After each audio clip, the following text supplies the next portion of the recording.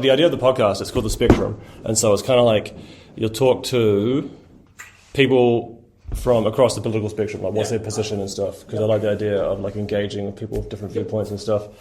So with that one, we talked about Mearsheimer. So my mate, he'd say he's a market socialist. That was his position.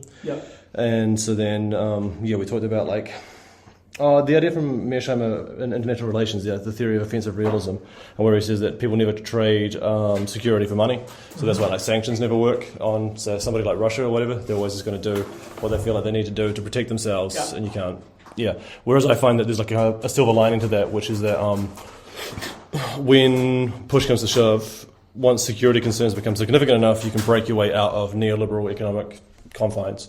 It's like the one thing. This is the one incentive that's strong enough to break. And I think that's kind of at that point now that there's Chinese live fire drills happening in the Tasman Sea. That's kind of bringing home the reality that we actually need to quit fucking around and worrying about like profit and line go up, as we put it, and start investing in our actual industrial capacity, infrastructure. It's the kind of stuff that we've just been starving for the last 40 years, so that we can try and make a quick buck. It's like those chickens are coming home to roost. So that's sort of what we talked about, that, and also the Israel-Palestine thing. But we can just talk about whatever this time. The reason why I was reaching out is because I'm thinking about running again in 2028. And so instead of feeling like this was a failure and feeling like bad about it, I don't think it's okay. I figure it's like a learning experience, Could have been worse, could have been better. And now I know like what it took to run for council, what I did this time, what I didn't do, what I didn't have in place, and what I need, Because it's like the one guy that got in, Hayden, the one thing he had was that business and that recognition, and also like plenty of money to spend in advertising. Yeah, he was spending fuckloads on money. And a coherent message as well is another thing. His coherent message, it's like nonsense, really. But, it was just cut and paste, National Party slogans, really. He's number 2 on their list, I think, for here, like for the council recommendations or whatever. Like they recommend William Wood as their top number 1 endorsement, and then there's him. And then Orphy McCullough would like to be on that list. Like I think they endorsed him like the first time he ran, but I think they have lost faith in him, and he's not endorsed by anybody. I think he still goes to like Young Nats meetings and stuff. Well, he's still a member of the National Party. He hasn't been excommunicated. There's at least 7 members of the council that are members of the National Party. So it's fucked up, right? When it's not Texas, and that's I always find it interesting is that they're not really independent. They call themselves independent. It's a bit of a let's be honest. William Wood ran for the electorate. Yeah, he ran for 2 elections ago. So unless and now he suddenly changed his mind. He's a good actor. He's very good at his presentation and stuff. And I feel like maybe he's sincere. Like a lot of times people just believe what they say anyway. Even if it seems like there's a contradiction there. So you're Richard Woolgar. You ran for council, and like let's say, what was your motivation for running for council, and what are your? Part of it, I think I'd enjoy. I was going to, I would have enjoyed it. I always enjoyed it sort of. Talking about issues and discussing issues and things like that. May as well get paid for it. Yeah, exactly. And it's also I've always found politics incredibly interesting. I've been following politics since I've been an adult, I suppose. And it's always been sort of my goal at some point to do something in politics, whatever that might be. I don't know, but I just thought I sat there and I talked to my wife about it constantly and stuff, and it's like, and then sort of just came to the conclusion, it's like you can't just sit there and complain about every decision and everything like that, or complain about things, and if you want to be involved, you could have to go out and do something about it. So that sort of was my motivation. It wasn't necessarily that that I thought the council was doing horribly. I think that was, I noticed that on our campaign as sort of like there was a lot of candidates that were running on a negative slant to it, that like the council's doing this wrong and this wrong and this wrong, and I didn't necessarily have that position because I don't think the council's doing that bad a job in a general sense. There's obviously, there's certain things they could do better, there's certain things they could, not worry so much about, but I think it wasn't like it was the house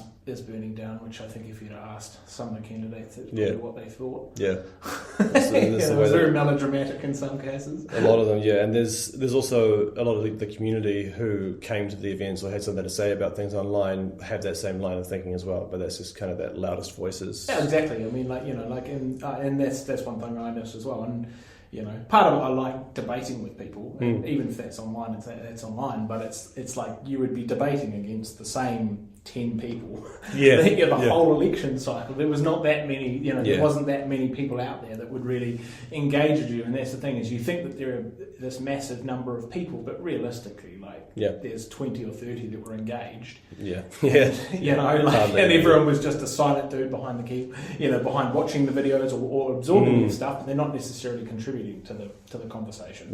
Which makes you think that there's a one view sort of slant to it, but I don't necessarily think that's the case. Yeah, it's a pretty small. What's that word? Cadre, C-A-D-R-E. I don't know how you pronounce it, but you're a group of people who are really engaged and interested in it.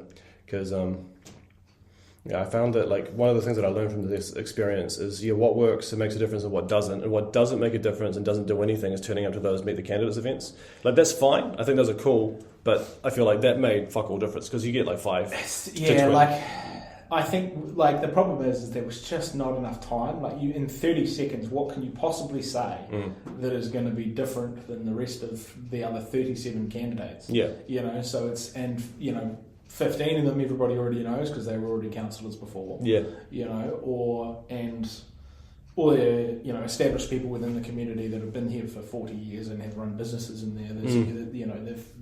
They've been around for longer and they're known. Whereas I think that was probably the thing I noticed the most is just I don't even know how many people even knew I existed. And that's probably shows in the vote count at the end. It's just I don't know how many people even, because I didn't have enough money to put pamphlets in anybody's letterbox or anything like that, and I only had 4 or 5 signs up because that's all I could afford because it was doing my own thing, and it was sort of I did pretty well though. You got 200 something votes, didn't you? 290 something, I think. That's pretty fucking good, man. I got 170 something. But I didn't spend any money. I spent money, but I didn't spend any money on signs. Obviously, I just used those recycled real estate ones. I'm just collecting way more of those in the meantime.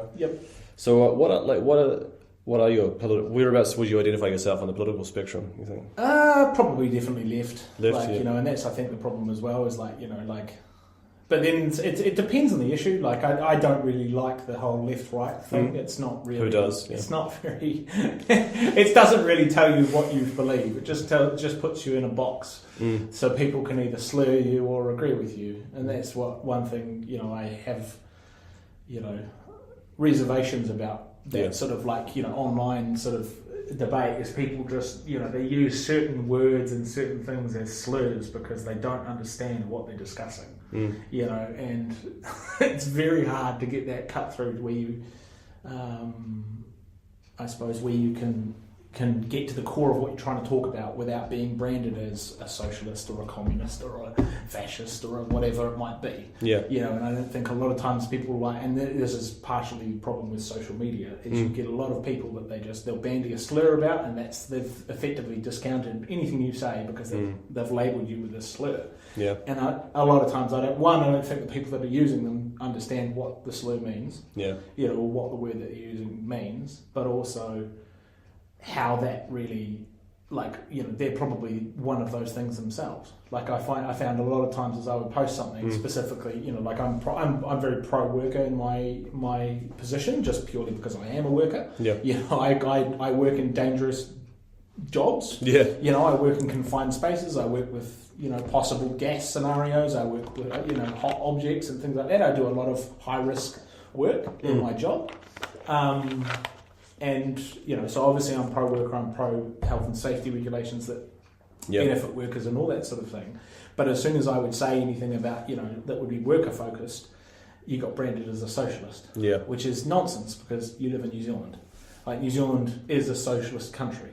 Relatively speaking. Every country in the world is a mixed economy, but New Zealand is still quite socialist in the sense that we all pay for our roads, we all pay for the healthcare, we all pay for the schools, we all pay for all of those sort of things. Have you heard that thing where somebody's talking about I used to be a conservative, right? And back then when I was a classical conservative, and I thought, as part of that ideology, it was with privilege comes responsibility. We should take care of the poor, and now all of a sudden people call me a socialist for having these same things, which 60 years ago would have been conservative beliefs. And it's if you look at Adam Smith, Wealth of Nations and stuff, he mentions the invisible hand once, but he says that merchants, governments run by merchants are terrible for the people. he like castigates masters for ripping off the people that work for them. He said that for the free market to operate freely, it needs to be truly voluntary, so you need a social safety net outside the market, all of that shit. So people call that socialist these days, but it's like, what even... But again, it's just a slur. They don't understand what it means. Because, I mean, like even if you look at like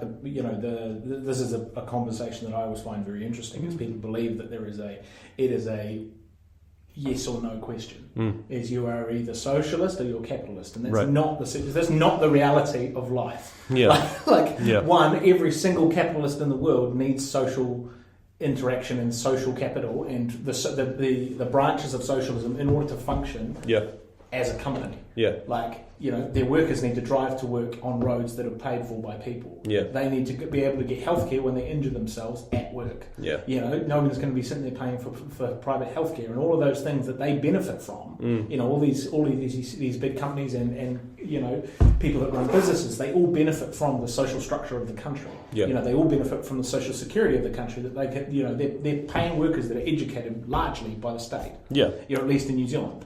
So those people have, they've benefited from that, but then they don't want to continue that on. They want to privatise the future of people, and this is one of the things I got frustrated with. A different sort of a slight difference, but it's the fact that I found that the council quite often does not prioritise the future ratepayers. They prioritise the ratepayers right now. And it's the same thing with everything. It's like you should your government and your councils and your things should not really be focused on, or partially they should be focused on right now, but a big portion of what they do should be focused on 20 and 30 years into the future. Nice to meet you. See you later, man.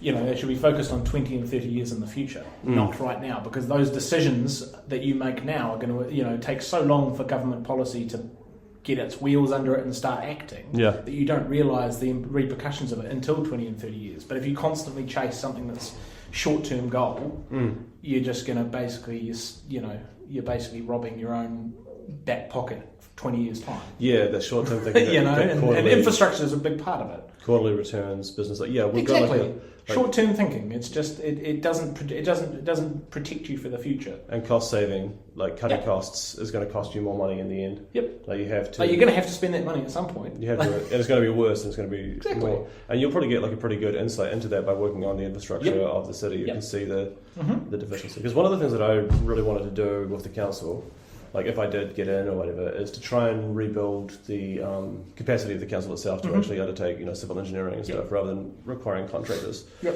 I was thinking, like, how can you get away with that? Because there'd be so much opposition from contractors and shit. And also people say, you can't hire. I don't think there'd be opposition from contractors, because at the end of the day, this is, I suppose, my position is whereas I think if anything. If it's a what you would call an entry level job or a low skill job or something like that, it's not necessarily low skill, but it's more sort of it doesn't require a high level of training or a high level of expertise in order to do that job. So something like traffic management, like we have 4 or 5 traffic management companies, private companies that we use, all the time.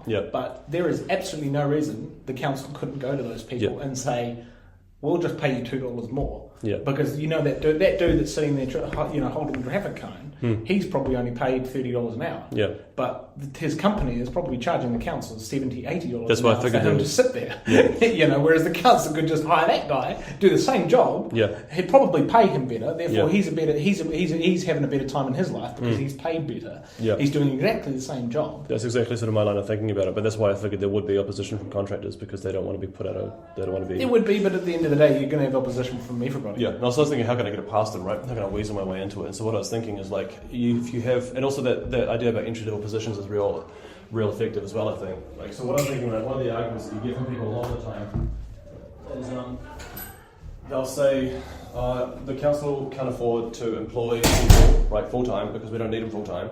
There's no way that we'd be able to, like, justify that. I don't think that's true. So what I was thinking is a way of getting around that is have, like, you're going to have a I'm inspired by the model of the military, pretty much. Yeah. How the army have soldiers who can go and perform combat roles or peacekeeping or whatever. They can also do logistics and disaster relief and a whole bunch of different shit. Because there's different things. You can have one person who can do all those things, especially the entry level stuff. They are different in the army as well. There are different trades within the army. Yeah, so I was a maintenance fitter in the army, so we were logistics. Yeah. A portion of logistics. And so we would do but we were trained in the core logistics functions as well as our individual trade. Yeah. So you're effectively, but like I wouldn't be a rifleman on a section, but I know how to be a rifleman, if that makes sense. That's right. You have basic training. Yeah. Everybody has it. So you're not specialised in that. Like, so everybody does that core base, broad set of skills, and then everybody sort of specialises from there. So I was thinking what we could have, right, is the council could hire like a core pool of labour who have like a site safe certificate and maybe a COA for security work. Yeah. And then they could work in a whole bunch of different possible roles that could be deployed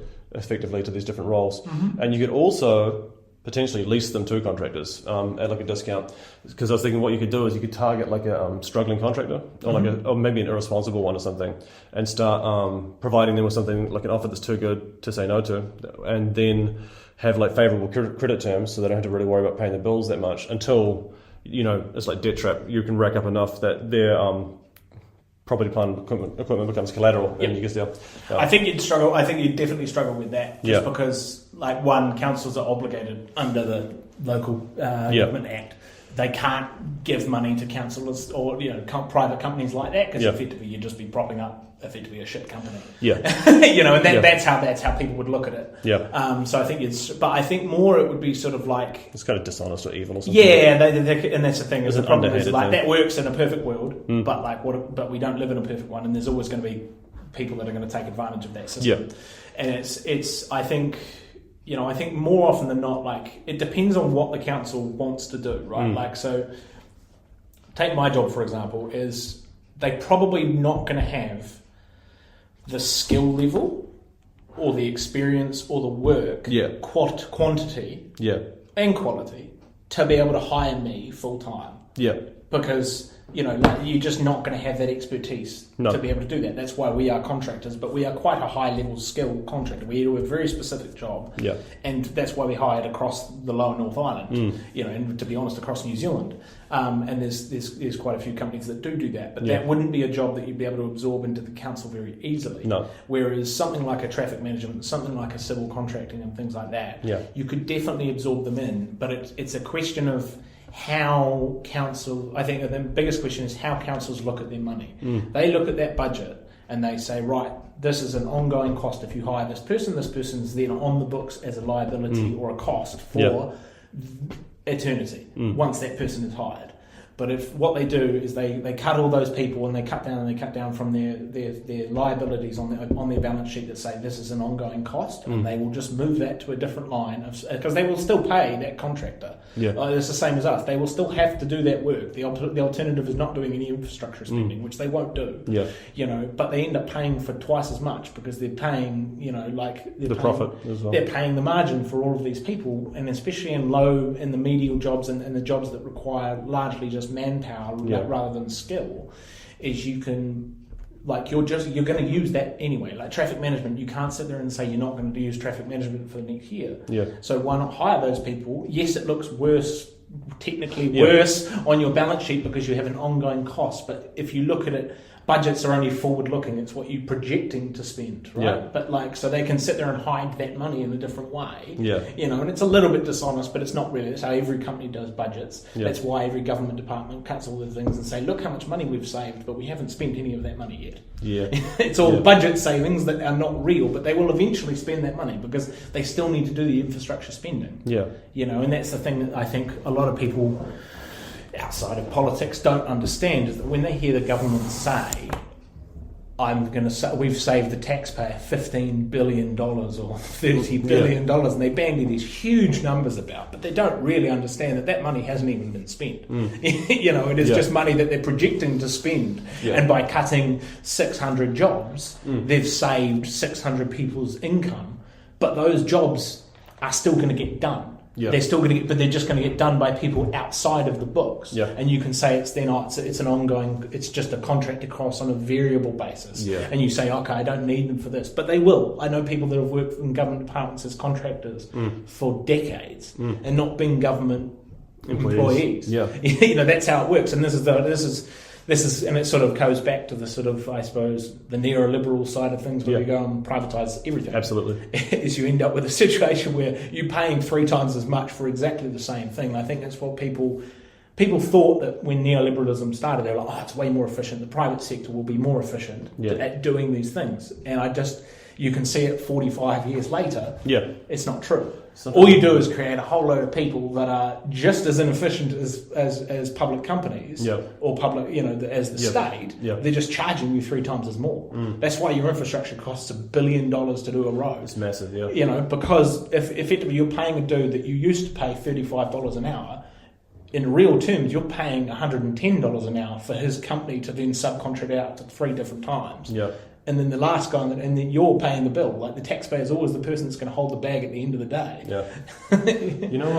The council call centre, they take calls from other councils and shit. And it's like a profitable business for the council. Yep. So I was thinking, like, if the council did start, like, I talked to one of the planners, and we're talking about this kind of stuff, and he was saying, like, every now and then I need a quantity surveyor, but I couldn't have one full time. Yep. But it's like, if you had a full civil engineering department that was capable, like, a full stack, doing everything. Yeah. Like, even though some of the people on the books wouldn't be deployed or used all the time, you could also bid for contracts from other organisations, from other councils, and from central government, and try to do work around the place. So you could actually compete in that market. And you could potentially, rather than trying to put other contractors out of business, it could just create like a responsible floor. It was almost like a national champion, except at a smaller scale. Because I think one of those ones is it would struggle with scale. There's just not, we have periods where we're the only one that does our job largely in Palmerston North. Yeah. But there are other people that are from around. Hamilton and Auckland that contract down, and people from South Island that contract up. Yeah. But those sort of high level jobs it's very skill dependent. You don't know whether someone's very good at their job at being and engineering is a good example. Is you can get 5 different engineers and they're all engineers technically. Yeah. But the skill level is vastly different. Yeah. And you don't know, because you're paying the dude $150,000 a year to be an engineer in your council. You don't know if he's any good or not. Yeah. And you don't. It's so that's the thing, is it's very tough to, and because councils are such a large organisation, you can't fire them.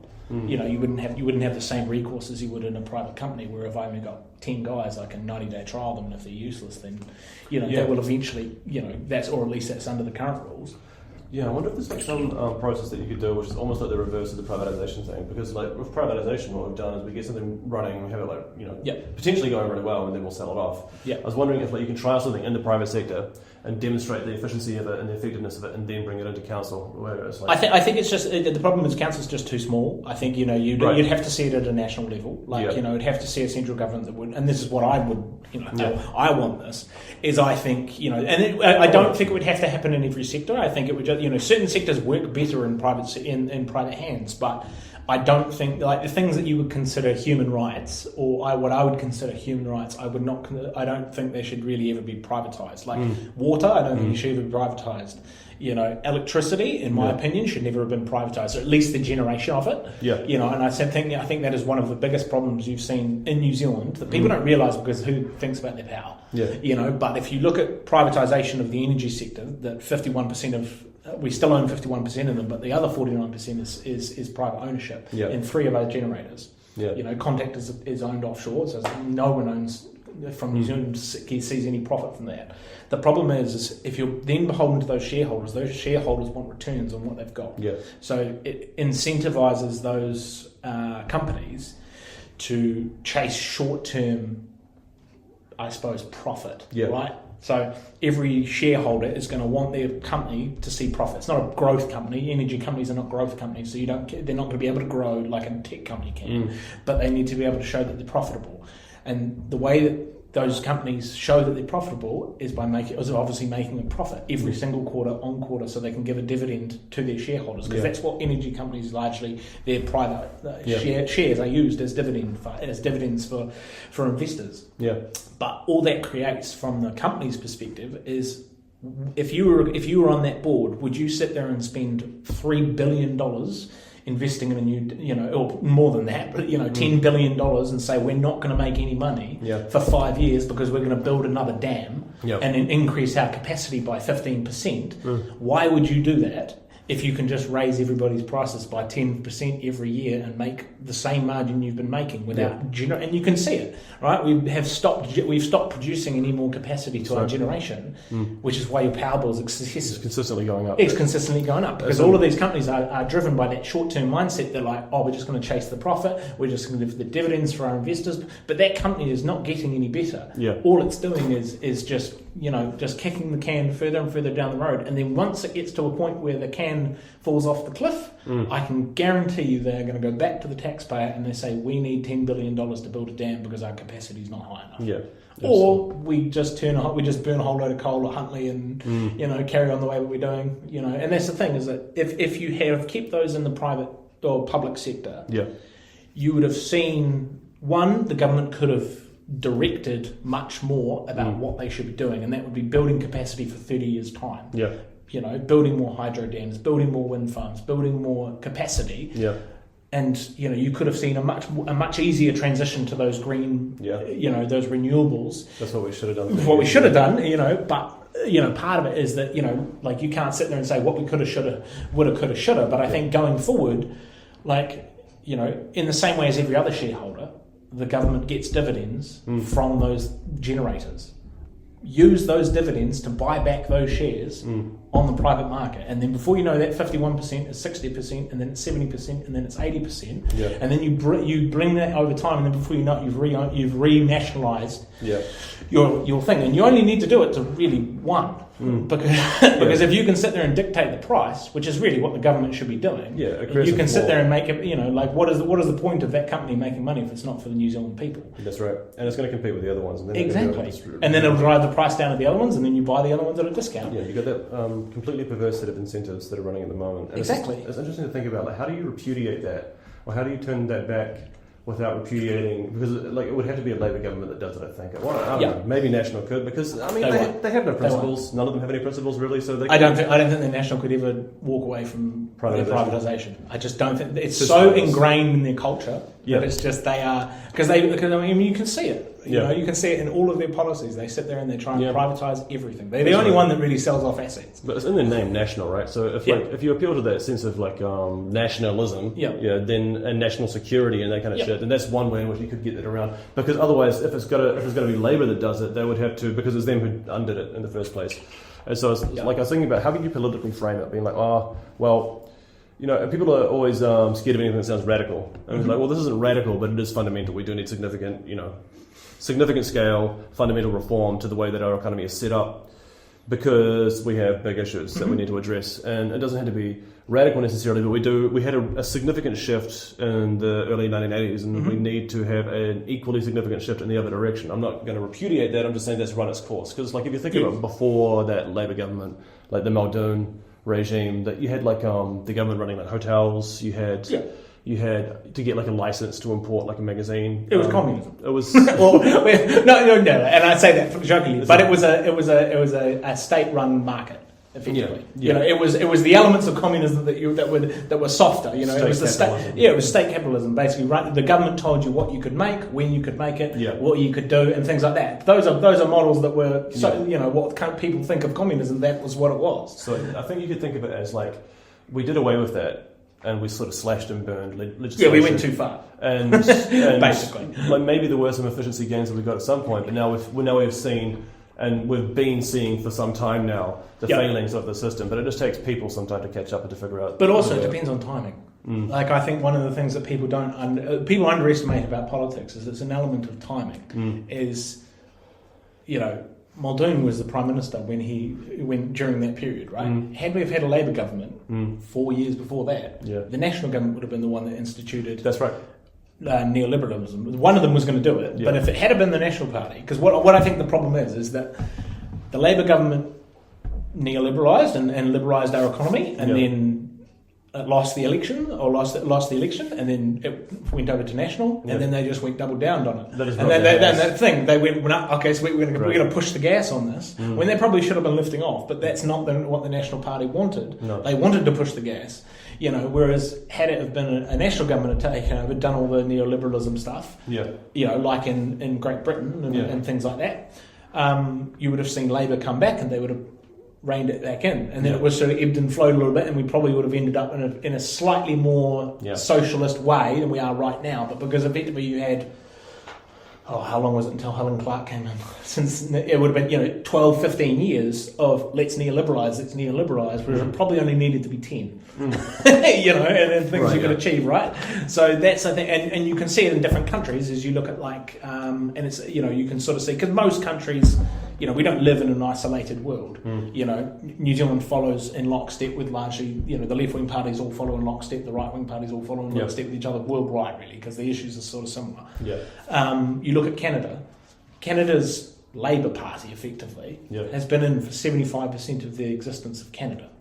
And that's because they have, for some luck, usually just luck, is they have timed every single point where a left-wing government is necessary. And they've sort of, they've receded when the right-wing government was necessary. And then that's things, you could see that is that you see a situation where the left-wing governments or the Labour government has been in Canada has been in charge for 75% of the time. Because they've timed it. Whereas you look at like the British, the UK government, the Tories were in power for 15 years, and they were pretty useless for the last 10. And that's the thing. It's just luck of the right time, and that's the thing and I think you're going to see it in the next election. Is New Zealand's gone through this cycle of 9-year cycles where you've had John Key came along, where you sort of have that counter-cyclical policies. Whereas so John Key comes in when the GFC happens, and then his policies, he effectively rides the wave to the top of the economic cycle, makes him look like he's doing a really good job, and then Labour takes over as it's sort of starting to dip back down or starting to cool off, and then because it's starting to cool off, because we had a pandemic and things like that, Jacinda Ardern only lasted 6 years. And then, now we've got a national government that's taken over economy on the way down, and so it makes them, and National wants to have austerity, they want lower taxes, they want all of these sort of things that don't really work very well when your economy is going down. They want to reduce spending, they want to effectively austerity, but that doesn't work that only works when your economy is booming, but because it's going down, it makes it look worse. And then if they lose this next election, you will end up with a situation where a Labour government will take over. And then they will hit another boom cycle, and then they will absolutely they could ride that wave for 10 or 15 years. Because they will effectively, all they have to do is wait 3 years, the economy will recover, and then it will start to go up because they will invest in infrastructure, and then it will sort of self-fulfill self-fulfill that economic cycle where the more money you spend, the more money you make, the more money you spend, the more money you make. And you'll end up riding that wave into a much more prosperous time, whereas Labour's almost always been when it's a bit hairy. They've taken it over when it's not necessarily boom time. That's right. We seem to have really sort of gotten the worst of both worlds when it comes to the timing. Like if you compare us to Australia, they have mostly had a Labour government in times of crisis when it was really needed. And then we normally have National who just make it worse. They'll just suck the or at least this government. I don't think John Key was probably the right Prime Minister at the right time, given the case of the GFC, but he didn't he was also not that, he's nowhere near, or that government was nowhere near as right-wing as this one. Right. And that's the thing, is like you don't notice with the John Key era, because he didn't do anything. He was just a bit of a nothing. He was just, it was very centrist, very sort of, I'm just going to let everything flow. He didn't do anywhere near the right-wing stuff and the stuff that this government's doing. So they are very different. And you can see that, as you can see, hardline blue blood national people coming out against this government. Chris Finlayson was the Auditor General for the national government, under John Key, and he has sat there and I don't think there's been a single ex-MP that has been as critical as Finlayson has been on this national government, because they've effectively abandoned most of the stuff that got them the centre vote. I think they're deeply unpopular. Yeah, but this thing is they've abandoned the stuff that I suppose left-wing the blue-greens kind of people would vote for. They've abandoned, they've undermined all of our smoke-free stuff. They've scaled back environmental legislation. They've pretty much taken a knife to anything that has te reo in it and Māori relations and things like that. And that's something that, like Jim Bolger was, he had a lot of, issues as a Prime Minister, but one of the good things is he was very good in the Māori space, and he understood the value of that. But this government now just seems to be wanting to take a knife to everything that has, te reo in the name, basically. Pretty much, yeah. and that's, I think, and I think you'll see it at the next election years. You will see those blue-greens kind of people. They'll sit there and they'll be like, we don't want to vote for him, because all that means is that you're voting for the ACT Party's policies. Because that's all that they've done. They've effectively sold their policy positions for the benefit of being in power. I think this government's probably still going to get in next year, unfortunately, because it'll be. I just don't see it though. I just don't see how. And this is, I suppose, this is just purely a thing. I don't see how you can be that unpopular as a Prime Minister and win another election. I think if they swap their leader, then yes, they could definitely win. But I just don't see them doing it with Luxon. Like they might swap their leader if they need to. The problem is he's too unpopular. He's less popular than the opposition leader, and he's only if you look at his favourability ratings across dog shit. But dog shit. Going back 30 years, nobody's been this unpopular in a first-term prime ministership. Nobody. It's just trash. And that's the thing, is you're going to end up. We haven't had a first-term, or a single-term government since 1975. And National almost always do 3 terms. Yeah, I think National almost always do 3 terms. Yeah. But I am still concerned that they might actually still get in. I think probably in a significantly weakened form, probably without ACT necessarily. I feel like ACT are probably going to be voted into oblivion. Nah, they'll still be there. You reckon they'll still be? There's enough crazies. Yeah, who knows? But I think the reason why I'm sort of pessimistic about it is because of just the complete underperformance and lack of ideas. Lack of vision from the opposition, from the Labour Party. Yep. And also people just being sick of political division and of highfalutin rhetoric. Yep. I think people are just sick of people moralising and talking about the necessity of, green environmentalist stuff. As much as I agree with that, I think that there's a real messaging problem from the left. I think the people that I agree with in terms of policy and politics, often, I don't want to sort of admit that they're wrong about stuff, but I think that there is a kind of smug condescension and a kind of, that's just ignorant and I'm just going to ignore it and cut it off, and a refusal to engage, which I think has radicalised, along with social media, a certain contingent of the electorate who have just gone hard right. And so I think what I think would get this government back in for at least another term would be disengagement from a lot of people. People are just disgusted with the process and sick of it. A lack of ideas or vision and a lack of effective communication from the opposition. And then these guys, the National, they're pretty desperate. They might swap leaders. I don't know who would be a good option. It's hard to ignore 20% as a favourite. So if they swap leaders, easy. That's what I mean. Is that if you swap leaders, I just don't see someone being that unpopular somehow able to be being more popular than given everything that you know about this government, Luxon's not going to change his stripes now. He's, he got away with it when he was running first time because he'll figure it out. He's now been 2.5 years. He is exactly the same as he was 2 years ago. He has not demonstrated he's good at the job. So, and that's the thing, is that now people have 3 years of evidence against him, and you're like, this guy ain't it. And that's the thing, is that I just don't see him, because at the end of the day, people, there's a lot of people that don't vote for party. They vote for who the Prime Minister is. And and rightly or wrongly, that's just what they do. Who is there in the National Party caucus who could be a potential? I think it's Bishop. I think he's the only one I can see, because Nicola Willis is too close to Luxon. She's the finance minister during a time where the economy is pretty average, so it's not a great stepping stone for thing. Whereas Chris Bishop, largely, if you look at his portfolios, he is in what I would consider the lefty portfolios. He's in housing, and he's in infrastructure, he's in things like that. It's not something where you can be they're more sort of needs than a straight, I'm the finance minister or whatever. And so he's somewhat insulated from the stuff going on around, their foreign affairs approach, their approach to Māori, their approach, that's Paul Goldsmith's thing and stuff like that. Though he's not tarred with the same brush, if that makes any sense. Yeah, he's not so closely associated. No, he's not so closely associated with the bad parts of their policies. He's more closely associated with the infrastructure spending and the housing stuff and all that sort of thing, which is largely, it's not as impactful for people, but therefore it's a lot more of a blank slate to build off. Yeah, and he's quite experienced. He's been in politics since he was a kid. He was like a youth debater and all that kind of stuff.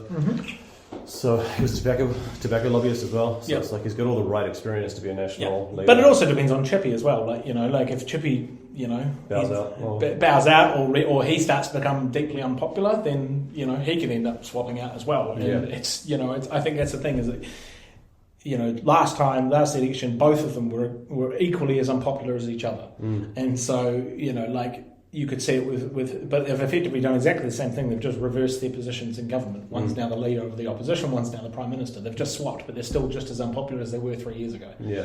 You know, nothing's changed.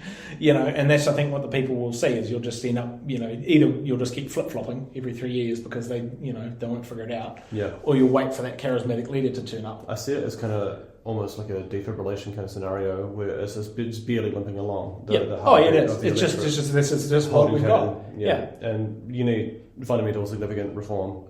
But also you need a charismatic leader. What John Key was charismatic. John Key was funny. He was. You know, John Key, you could have a beer with John Key. He was quite funny. And, you know, like he could joke about himself and he was very, very good at talking to the media. Yeah. So was Jacinda Ardern. So was Helen Clark. You know, all of these people, they were good at their job. Yeah. You know, whereas like you look at Luxon, you don't need to be interested in politics to realise this guy just doesn't have it. He just hasn't got it. You know, he talks like somewhat like, you know, we do a course on the army where it's called Junior NCO's course. We basically get taught it's just a leadership course basically, and they'll sit there and they'll ask you a question in the beginning and they just put you under pressure. They'll just put you in a classroom like this and they sit there and say blah blah blah blah blah blah blah, and you well actually, and you just start fumbling and he is like that all the time. But the guy is literally getting prepared for these things and he is still bad at it. You know, normally after 2 or 3 weeks in our course you'll be like, sweet, I know how to reply, I know how to think, and you get confident in speaking. But he is still so strangely unconfident in speaking that he just reverts to these little mannerisms that he does where it's like, you know, oh, well, actually, I'd say you and things like that. And everybody jokes about it now and he becomes a meme because it's like this guy is not very good at this. It's one of the biggest vulnerabilities that you can have in politics or a leadership position is being made fun of or being laughed at. Being hated is fine. And he is doing that because he cannot speak to the media. He cannot speak to people like a normal person. He speaks like a robot who's been trained badly. He speaks like your boss who comes into the break room and bangs a fucking fork on one of them croc mugs and then wants everybody to act like he's a cool guy when he has a conversation rather than just being, it's like, bro, you're in charge and that pisses us all off. We don't want to be your friend. Just get out of here and pay us our money. Don't stop trying to like act like. And it's like he's been practicing that. People say practice makes perfect, but practice really makes permanent. It's like he's just been doing that his whole career, and it's just solidified now. But also, it's like you see like normally like you can expect a bit of pushback when the questions aren't in your ballpark, right? Like, you know, but he seems to struggle against like softball questions, like, you know, ones where you're like, man, how did you fumble that bag? You know, like, and you can see it when he's on Hosking or when he's on, you know, Heather Duplessis Allen. He just struggles, and I'm like, these dudes are they're in your team. You know, they're giving you these softball questions, and he struggles with them, and it's like he forgets what he's doing, and he just sort of, it's like he just doesn't have that gift of the gab that you need to be a prime minister. You need to be able to get your message across. You need to be able to, you know, to be able to do these things. And if you're just going to sit there and be a weak, you know, because that's the thing is he's just not a particular. I just don't think he has leadership qualities. He doesn't have the same leadership qualities that you would expect from the leader of the country. And you can see it when, you know, Winnie and David Seymour start playing up and doing silly things. Yeah, that's right. He cannot pull them into line. That's another example of the lack of leadership coming from the guy. So there's like the inability to communicate with the public, and then also just being pushed around or pulled around, jerked around by his. Because you can be a hard ass. Like, that's the thing. It's like, you can be a hard ass prime minister and be quite popular. Like, or at least, you know, even if you're not popular, people understand and respect your ability to do good at your job. I mean, Margaret Thatcher. She was 3-term Prime Minister or 4-term Prime Minister. She was not likeable the moment she got into the thing. That's right. You don't have to be likeable. No, you don't have to be likeable, but you need... And Helen Clark, to be perfectly honest, wasn't that likeable. No. But she was incredibly effective and everybody respected what she was doing, so she would sit there and ran for 3 terms. That's different from being... But he's trying to do likeable. both. He's trying to be... You know, he's trying to institute with his policies austerity and all of these not popular policies, quite unpopular policies, but he's doing it with a smile, which makes you sort of like, what is this dude's deal? Like, just lean into it or don't do it at all. Yeah. You know, he's trying to be John Key. Yeah, right? but John Key's policies weren't as negative. Yeah. Like, I feel John Key, I think, is kind of responsible for just presiding over the continuing decay of the country by doing nothing and by riding the momentum of. But still, that's not as bad as what's currently happening. Enough. But then I think it's more like, I don't even really think about the personalities that much. I mean, they are important, but it's almost like just the momentum of history and the position that you find yourself in at that particular time. So that, you know, like Luxon has just washed up and found himself in this position where now this is sort of the end of like a pretty long he's very unlucky in his timing. Because there's the back and forth kind of left and right march of one administration to the next, and also the business cycle with recessions and growth periods. But there's also like a longer term cycle, like a larger one that's within. And I think that we've come to like a deleveraging kind of point. Because it's like, as businesses go through a boom and bust cycle, you can keep bailing them out and you can keep creating more money and giving a boost to the economy. But then after a certain point, that's going to lose effectiveness, just like anything else. And then you have to actually make the hard decisions and say, we're going to take some resources out of some sectors, we're going to reallocate, we're going to build new things. And you can't just keep just pumping mindlessly money into the system for the sake of stimulus, because that's just going to be inflationary. Like, you can create money, I think, but you have to use it to build real things in the world, like, you know, power stations, bridges, roads, and shit like that.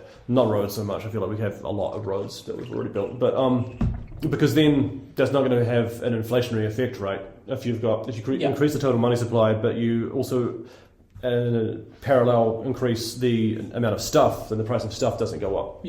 So it's like, we actually have to make these difficult decisions and make significant investments, but the problem with that, any investment like that, is technically it's a risk, right? Yes. Because you never know if it's going to pay off exactly how it's going to. So people, this is cowardly. I guess it's cowardice, it's a lack of willingness to depart from the neoliberal orthodoxy over the last 40 years.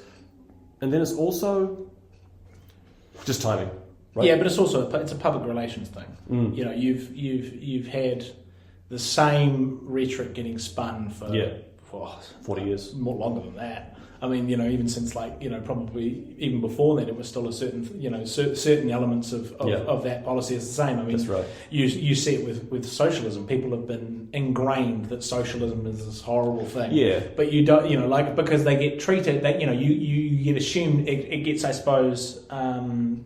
It gets hung on these terrible things that have happened in humanity. Yeah. Which rightly so, those were horrible things, but they weren't because of socialism. No. like people sit there and say, and they use Russia as an example. Yeah. Russia was not socialist. The state capitalist. And but also, they were not socialism is where the collective owns the means of production. In what area of socialism has that happened during Russia? The very few at the top, it was just dictatorship. It was totalitarianism. It wasn't socialism. The regular people, they wouldn't own shit. They got told what to do. They got told like a dictator. I mean, my wife was born in socialism. She was of an Eastern European country. She was born in socialism. Her parents were born in socialism, in Eastern Europe. And then this is what, I always had these conversations with my wife, and it always annoys her because every time I would post something, people would say, he's a socialist, and blah, blah, blah. She's like, they have no idea what socialism is, and sit there, and because so my wife's from Slovakia, and when she was a girl, she wasn't able to travel. Like outside, she was able to travel to Hungary, or she was able to travel to the Czech Republic. But outside of that, you could not travel anywhere. That has nothing to do with socialism. That just has to do with control. That's right. It is not an economic. In the economic system, you were effectively given everything by the state. But you still had money. That's the thing. People didn't realise that. You could, in theory, save your money. You weren't paid very well, but you got given a house. You got given all of these things. And that's what I think people don't understand. Is that if you were to ask someone what is socialism now, we're like, we're going to go down if New Zealand was doing socialism, they'd assume you take all the money away. And I'm like, these people still had money, and so they still bought things, they still bought clothes, they still went to the supermarket, they still went thing, and they're like, what would it be like? I'm like, it'd be like right now. You are in socialism right now, just to a certain, how far do you want to go? People are like, how are you going to differentiate lawyers from the person cleaning, or doctors from people cleaning cleaning the toilets, like you'll pay them more. They'll be paid more. Like it's not like it's not this sudden slash and burn. Everybody's paid exactly the same. Not like even those times, people were still paid more. Yeah, like your doctors were still paid more. It's not like Jordan Peterson being like equality of outcomes. Like no, that's not actually what that is. But not at all. But it's normally from people that have that have read about socialism or have not lived in that area. If you ask someone that has lived that lived experience, life is very different, because life might be different in the same way that my life is significantly different than your life. We've had different outcomes, yet we've been involved in the same system our whole lives, right? So you could ask someone, they have this perspective of what it was like in Eastern Europe and socialism or thing, and then this person might be a lot better. And one of the ones that gets me is that you've got pretty much since I suppose they've become two polar opposites in the political idea of socialism and capitalism. Yeah, they both come with pros and cons, right?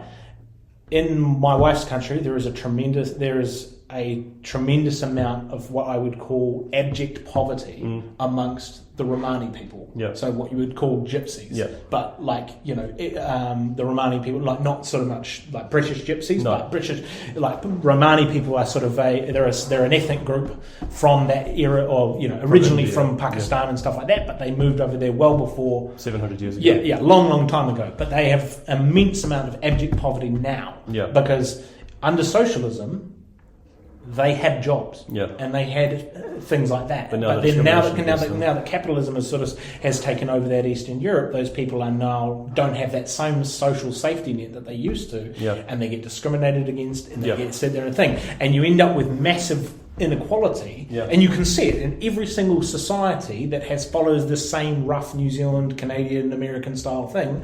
America's a bit more leaning towards the capitalist side, New Zealand's leaning a little bit more towards the socialist side. But you still see the common trends amongst every single one of these societies is inequality and poverty. Poverty is a construct. It is a decision. You could one. Exactly. It's deliberate because it's in order for those people to make massive amounts of money. Yeah. Somebody has to lose, and you need you need spare workers. Yeah, but you also need in those ideas you need unemployment. Yeah, you need unemployment. In these ideas of what our economy is right now, you need unemployment because you need those people to chase something. That's right. And otherwise also, it wouldn't work. Also, the people who are at the bottom of the paid ladder, they also need to be keeping their eye out and competing with the people who are unemployed. They need to be grateful to have that job. Yeah. And the people want to pin the famine and the death and destruction in Russia and China on communism, but if you look at those countries, they've always had famine and they've always had secret police. But it was also a bad decision. There's I don't think it had anything to do with socialism. It had to do with the fact that they were a state-run economy, and the people that made the decisions in that state-run economy were useless. I think it's actually just the geography of those countries as well. It is. Russia's never been a great place to live. If you look at with Russia, so it's also why they're attacking Ukraine, is they're afraid because they've got no natural defences. Yep. And so, Napoleon came in, Hitler came in, every couple of 100 years, somebody invade, every 100 or so years, somebody's just able to march across the northern European plain, roll in the tanks and just fuck them up. And so, they need Siberia. Peter the Great needed that whole expanse for defence and death, somewhere to retreat to. So for strategic regions, they need this enormous territory, but they can't govern it effectively or control it. It's got one railway line going across the whole thing and a bunch of cities strung out along it that are always thinking about rebelling or.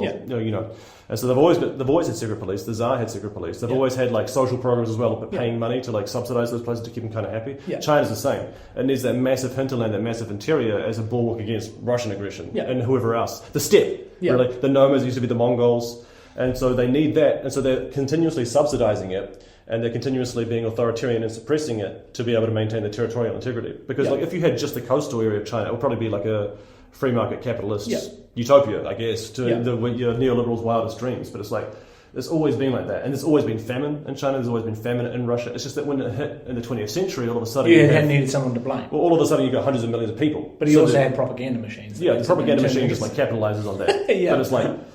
But it's just, historically and geographically determined a lot of this stuff. And people want to personify it and be like, or blame a system or blame an individual or an ideology. But it's it's just but it's also would you people like to say and this is what I find hilarious is that you get people that would you're going to turn it socialist, and this person that you're talking to is probably paid $60,000 a year, and like their life would be much better under socialism than it would be under what they are. People have these delusions of grandeur that they think that they're going to, be inherited by a billionaire or something. It's just not going to happen.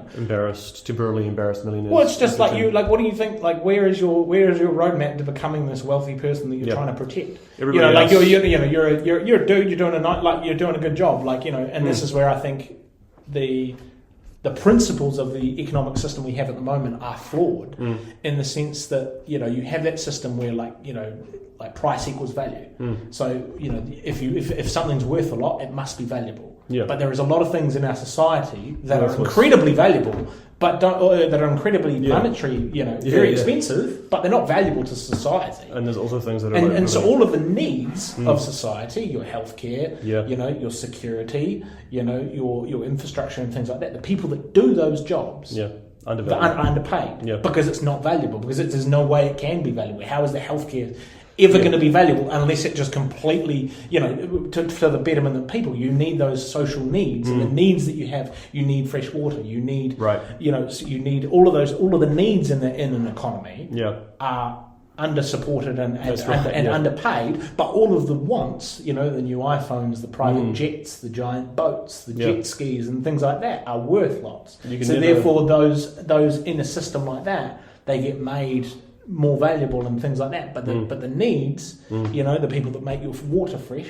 the people that care for you, the nurses, your firemen, your security, they're never going to get paid like millionaires. It's just not going to happen. That's because, I guess. But are they more valuable than the billionaire hedge fund guy that that buys failing companies and strips them for parts? It makes sense the way that you describe it, because those needs have to be universal, right? Everybody has them, so there's no way that you're going to be able to push the prices of those up to the point that they're really super profitable or expensive. Exactly.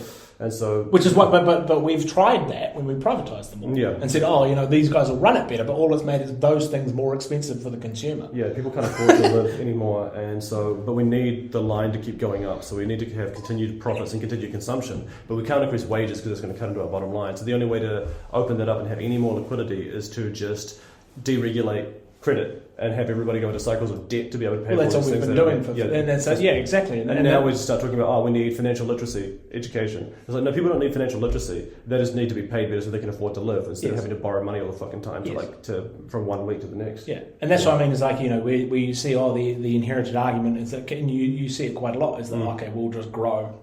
And we'll grow. If our economy grows, everybody, all high tides rise, all boats, kind of thing. Yeah. But you got to remember, is like we're not growing linearly. No. And this is within our society. The people at the bottom are not growing. No. The people at the very, very top are growing 20 times more than everybody else. So you end up with this situation where it's not a linear curve. No. Like if you were to look at, say, 10% of people. Yeah.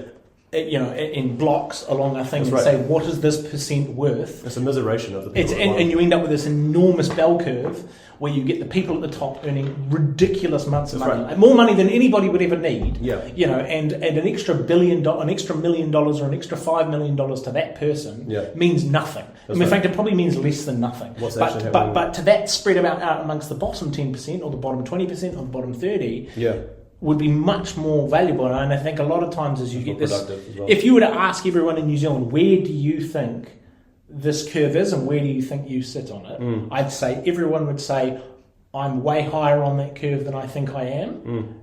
And so I'm, and they would also draw that curve a lot flatter than what it actually is. Yeah, that's right. They would sit there and draw, somewhat of a curve up. They would say rich people were a thing, but the poor people would be almost nothing. There's that thing where they did that in America, right? Looking at, what is the ideal distribution? Yeah. What do you think the distribution is? And then even the one that they think it is, which is pretty pessimistic, was way less. Because it's like, when you do have those massive profits, so people complain about printing money, right? Yeah. They complain when the state prints money, but banks print money all the time every time they issue a loan. And so all of that money that's being created is going to those people at the top. So it's not actually growth. What's happening is that you're just diluting the money supply and keeping more of it in this one tank that the rich people have access to. So everybody's just getting less and less as that thing grows. But it's all artificial. Like it's not real. It's entirely constructed. It is entirely constructed. Nothing is real. Like at that level of, and this is why I always find the argument about, it should be like your house. You should run a company like you run a house, run a government like you run a business, and run a thing. All of these sort of analogies, and they all don't make any sense at all because I can't go and do that. Yeah. I can't sit there and go to the bank and be like, well, like I'm a good dude, like I've been relatively profitable for the last thing. I'm not thinking, can you just give me $100,000 or $100,000? I just want to go buy another car. Before. Yeah, exactly. Just pay me a better wage. Yeah. Like that's not how it works for regular people. I have to go and sell my time. That's right. For money. That's what I do as a job. I sell my time for money. That's what regular people do. Away. Yeah, but that's not what rich people do. And people think that that's what rich people do. And rich people don't. Yeah. They work just as hard as in fact, probably less than most of the people in the thing. The problem is the only difference is they have a tremendous amount of money to start with. Yeah. So they sit there. It's a multiplier.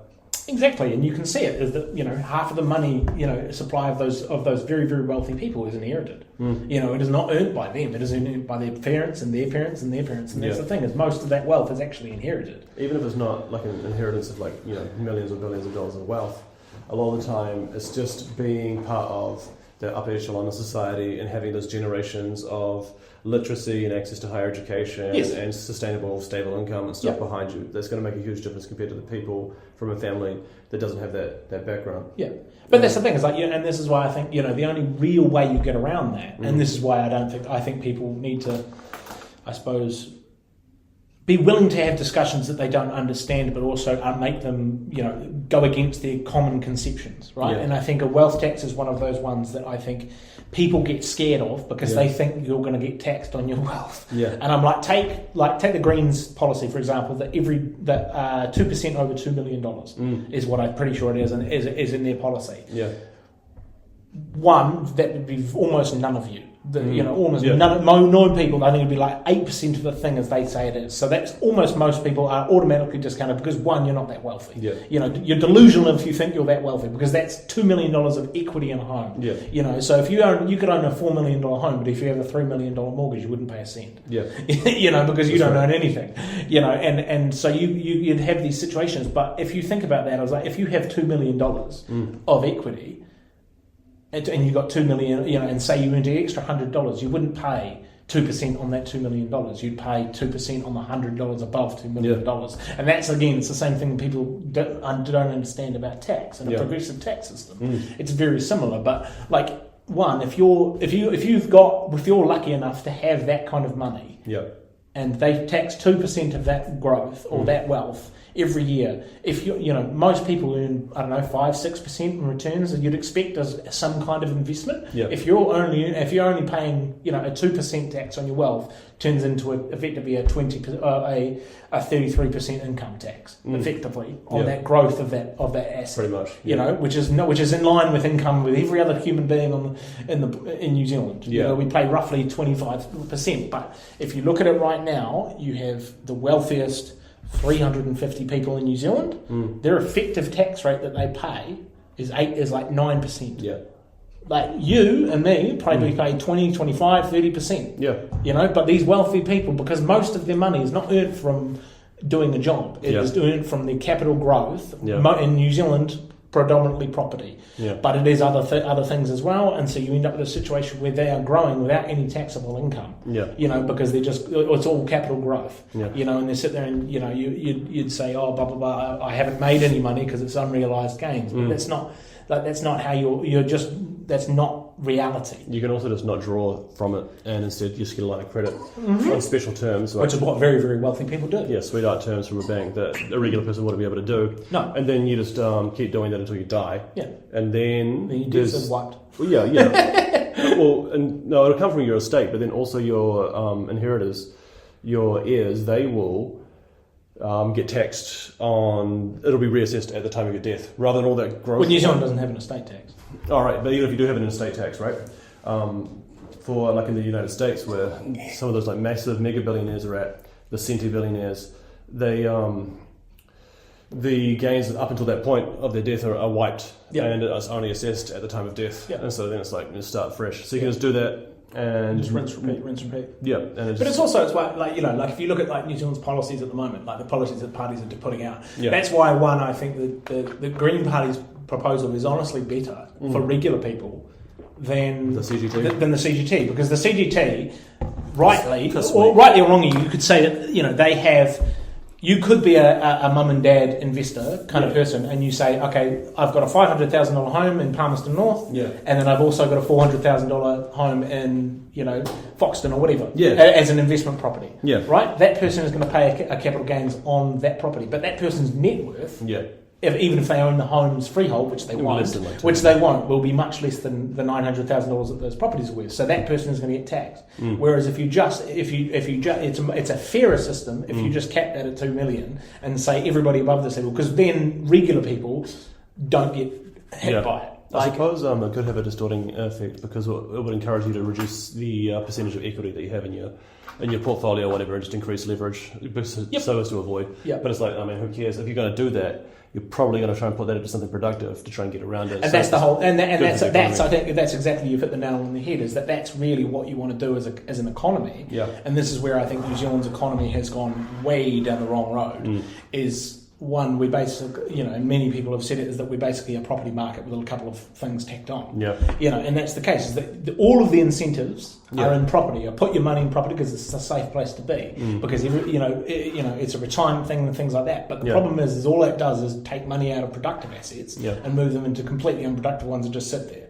And just accrue wealth. That's their job. But that doesn't make. It doesn't benefit the economy at all. So I think it's not producing any jobs. I feel pretty positive about the direction of the housing market over the last couple of years because it seems to have been going sideways in real terms backwards. It was pretty good. So I think that maybe for the economy, it's not good for people that don't that own homes. But that's the problem. Is is your job as a government to do what is popular, or is your job as a government to do what is necessary? I think and I think you can see what happens when you do the necessary thing recently. Is that Jacinda Ardern by necessity had to lock down during COVID, and she paid the price at the elections, or Labour paid the price at the election.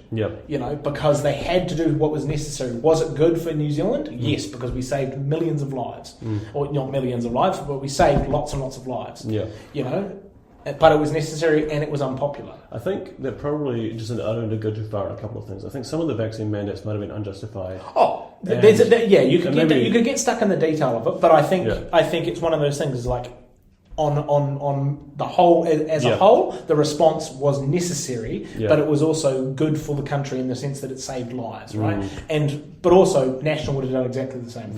They would have. All she was doing was listening to her health experts. She wasn't sitting there and I'm going to make some unilateral decision about lockdowns. Like, no, she was listening to people that have the necessary qualifications to make that decision. She just approved that decision in the same way that the national government would, if they were in at the time, would have done exactly the same thing. I think you're going to need that kind of boring technocratic governance in a lot of ways without just appealing to the popular sentiment that can swing one way or another on a dime. And I think that's the kind of thing that we need for more stability, rather than just trying to pander to people's greed and this idea that people get described as temporarily embarrassed millionaires, where it's like everybody else is poor because it's inherent to their nature that they're just not good. They're not good enough to get lazy rich, or whatever. Whereas I am temporarily poor and I'm going to work my way out of this. So I got this ambition. So I don't blame people for that. I feel like it's almost like internalized oppression or something. It's like an unjust system kind of twists everybody into these distorted.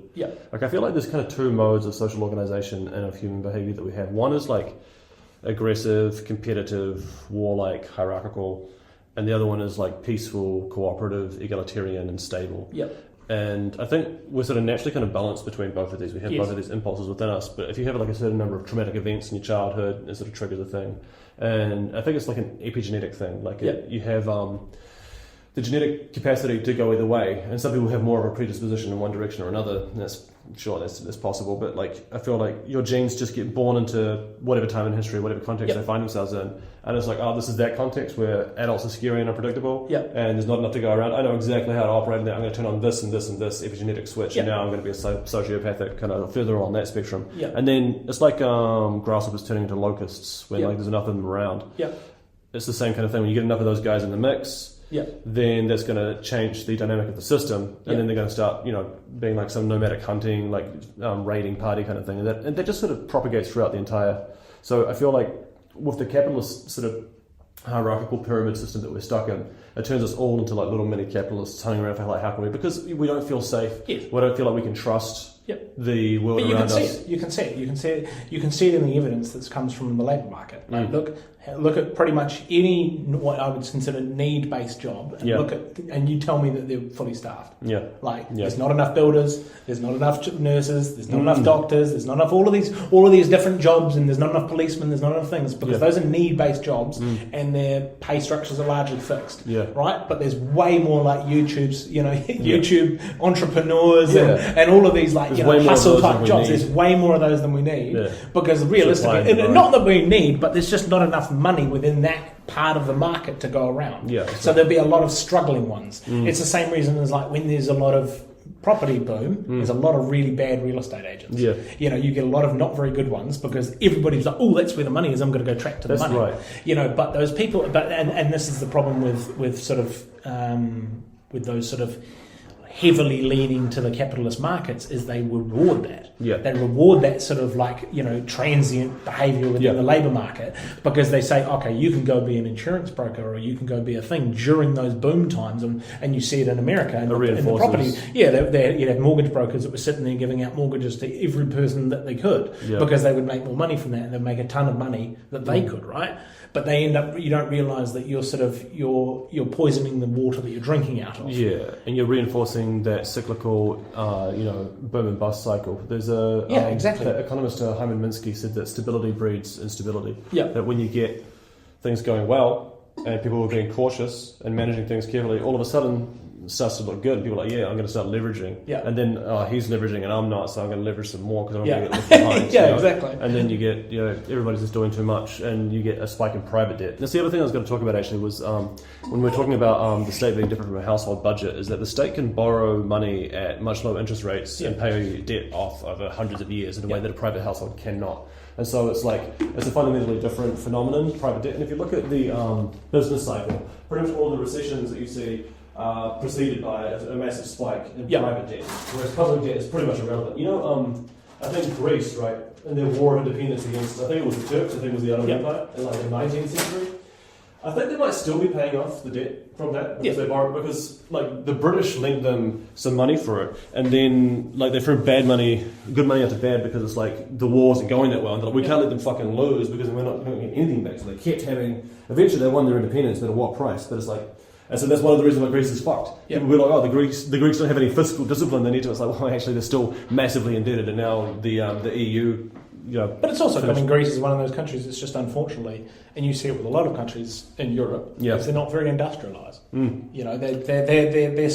They're still operating like olives. Exactly. They're not developed economies, and you see it, because developed economies are rewarded by the system right now. Because the service sectors and things like that don't really create anything. They're more of just a management side of the economy. They make more money. Why do you think Switzerland's so rich? Because it's got tons and tons of banks. It's got tons and tons of service industry. And it's very, very sort of, I suppose, the top echelon earners and things like that. That's why it's so expensive. And you see that with a lot of places in Europe.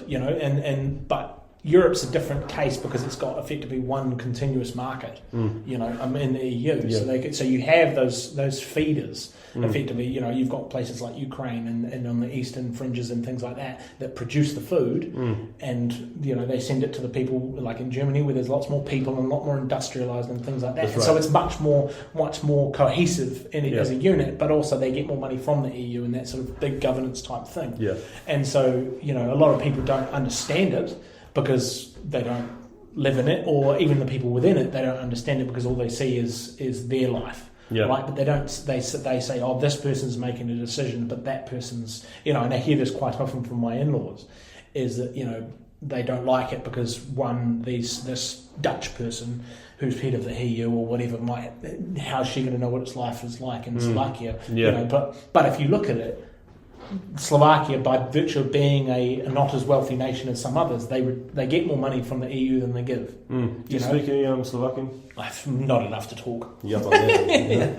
But it's people don't really understand it, and they sit there and you can see it in the Brexit vote. You know, we want to leave the EU. Like Wales takes in more money or gets more money from the EU than it gives. It's like, but they voted against it, and even though they're benefiting from EU money, building this infrastructure and stuff like that. Yeah, the Eurosceptic for no reason. Exactly, for no reason, even though they're benefiting from it's the that system. sense of alienation. And now, all these years afterwards, what was it, 2016? They're like, all of a sudden, they're like, oh, why is the cost of living going up so much? Why are there all these immigrants? Why are all these non-white immigrants? Now they're becoming like white supremacists and stuff because there's all these brown people coming in. But that's the thing, it's the same spin cycle that's been going on for years, is that people get distracted because the fundamentals of an economy are boring. The fundamentals of politics, the fundamental side of things, nobody cares about. But they care about the things that are obvious, right? You can sit there and shame the other, you know, and say the other is the reason that you're not thinking. So they get distracted by these periphery issues that are not important to the regular life. And the right wing is weaponizes those things quite a lot. Deliberate, and you can see it in New Zealand. You know, you can see it in New Zealand. They are distracting us. You know, and the current government is distracting the people from having that by saying, oh, it's the trans bathrooms are the issue, or it's the Māori having this as the issue, or it's gay people doing this or the issue, or it's the unions doing this that's the issue. And I'm like, you're not fixing the systemic problem in the economy. You're just distracting people with this thing because those get votes, because they divide a whole load of people. And you say, oh, do you not like Māori people? Well, I'm good because I don't like Māori people. This group can be on your side. Oh, do you not like trans people? Then you can be in this group. But you're all within our group and our realm, and you get distracted by it. But you're not paying attention to the fact that you're not paid enough. The infrastructure deficit is too big. You know, your services are arse, but nobody's discussing those problems. Nobody's discussing the fair tax problem. You know, they're discussing the fact that, you know, does this Māori person who's, you know, loses out in almost every single metric and is falling behind in almost every single metric. Oh, this person's getting this one thing more than everybody else. This person's getting preferential treatment. So it just targets that person rather than discussing the actual issue of the fundamental inequality within the system. You know, it's like it's also that's the permitted mode of discourse as well. It's on both sides. So one is the divide and conquer and the anti-other and the anti-variety thing, and the other one is what people are so enthusiastically refer to as wokeness. Because that's the permitted mode of resistance. Because no matter how much you discuss these identity politics issues, none of it is going to threaten the accumulation of capital. So line go up. Still, right? So it's like you're not allowed to have class consciousness. You're not allowed to talk about the boring, less obvious, fundamental workings of the economy itself. Or the structure of the power relations in society, unless it's just identity politics kind of stuff. Because no matter the way I think about it is, if you get like say an AC or like a waveform between sort of two poles, you can without really increasing the amplitude, you can just massively increase the frequency. And so the shrillness and the tone of the argument just goes up and up and up without the volume really getting any louder, is what it seems like. Like there's all of this intensity. Although I think that's actually kind of a little bit old news. Like it's almost, I feel like people complain about wokeness, and I think that. But also, and there's they use it as a term that's exclusively for left wing people, right? Of course. The woke. But I mean, if you look at all of the issues, the right wing is just as woke, just as snowflake as everybody else. They're just snowflake about something else. You know, there's just a different side of the issue, right? And you can see it. They say, these books, like in America is a great example. You see, these books are bad, so we'll ban these books. I'm like, that is the most woke shit I've ever fucking seen. The people who say, you shouldn't learn this. Because it might hurt your feelings or it might influence you in a certain way. That is the most woke shit I've ever seen. How is it any different? Every attempt at authoritarianism, every institution of authoritarianism always has some excuse ahead of it, like beforehand, which is always going to be, we're going to try and protect the safety of children from reading this book that has trans individuals engaging in a sex act before they're the age of majority. So that's dangerous to the child, so we're going to protect them. Or we're going to protect people who might get scammed, or we're going to protect people like, say, and sometimes some of the authoritarian governments around the world did use like COVID as an excuse to institute more authoritarian measures as well to suppress the ability of the people and the freedoms of the people. It's like there's always some kind of justification, or there's like a limited test case before you violate everybody's freedoms. Like in the US, there's all the stuff that they're doing to like illegal immigrants, undocumented immigrants, and then sort of Palestinian protesters and stuff. It's like, because what you can do in that instance is you can test how far you. And also the anti-trans thing as well, right? It's like you can test how far you can violate the rights of a group before you can't get away with it anymore. Yeah. And then once that's your baseline that's established, you can now just expand that to everybody else. Yeah. Like one step. There's that poem or whatever it is. Like first they came for the socialists, and then they complain. You know. So it seems like it's an entry. But I also thing. Yeah, and I also think it's one of those ones where it's like you just, and this is I suppose it's different because one I'm a cis white male. I don't really have any, I'm an immensely privileged person relative to the rest of the world, right? Like, there's a lot of people that have had much harder lives than me. But you can, it instills in me hope is that almost always, if you look back through history, and you look back, especially recent history, and all of these issues that people, the conservative side of the aisle, fought against tooth and nail to stop, happened anyway. Yeah, that's right. It is the progress of people. You cannot control them. That's right. We are immensely uncontrollable people. So the march towards progress is inevitable. It just depends how long it takes. They're on the wrong side. So for people that are not, have a bad time right now, have hope. It will always get better, and it will. Yeah. You always have to have that hope, because what's the alternative? Not living in hope, and your life can be shit. You would rather live in that hope that it is going to get better, and it will, because it always has. If you look at it, sit there and you look at people, working class people 200 years ago were attached to a landowner's land. You couldn't go and you had no freedom. How many people during the beginning of the labour movement would have said, "Nah, the weekend's a step too far"? I'm like, now everybody has a weekend. How many people would you say the minimum wage is a step too far? No, we sit there and say now everybody has a minimum wage. How many things? And you can list them. They go on and on and on forever. How many things? If you'd asked a Māori person in 1950 and you said the government is going to start respecting the Treaty of Waitangi, you'd be like, no, they're not. No chance. But it is a progress, and you say, now you look at the government now, they'd be saying, oh my God, look at this progress that we've made. Are we finished? Absolutely not. You can always march more. You can always march together, and you can sit there and you look at it, and gay rights is another example. Is you say, okay, people used to get beaten up for being gay. That does not, I'm sure it does happen, but it doesn't happen in anywhere near the frequency it is. They're nowhere near as oppressed as they used to, as people like that used to be. And those minority communities, it's the same thing. Racism is disappearing. I can sit there and so when the government attacks, I suppose, culture war issues, they are desperate. Because they know that the old bigoted people in their base are scared, and that is the fundamental thing. They are scared of the change so much that they fight against it. And you can see this government is undermining Māori things, but you go and ask my 8-year-old son, he knows more te reo than me, and every single one, and you tell them that it says, is that do you dislike that Muslim boy in your class because he's Muslim? No, he's my friend. And you sit there and say, what about the Māori person? No, he's my friend. She's my friend, because they will sit there and they will defend those people because they know them, and it is an ingrained part of their life, and they understand that there is not that distinction between us, because they've grown up in a multicultural New Zealand where everybody is welcome to the table. But the people that are voting against those things and are instilling those anti-Māori and anti-immigrant and anti-whatever policies, they grew up in a New Zealand that was a lot more closed off. They went through their formative years in the 50s, 60s, 70s when Māori rights were pushed to the side. They were, immigration stuff was pushed to the side. Gay rights were pushed to the side. They said these are just the crazy people on the other end of the spectrum. Whereas now that stuff is commonplace. So it becomes normalised, as it should be, because those people aren't any worse than anyone else. They just grew up in a different place. They were born in a different part of the world. There's nothing wrong with them. And I think most people under the age of 40, you can see it in the voting patterns. They don't vote for it. So that base is disappearing for those people. That's right. It's like there's certain things that are irreversible. One of them is the propagation of information. It's got a direction to it.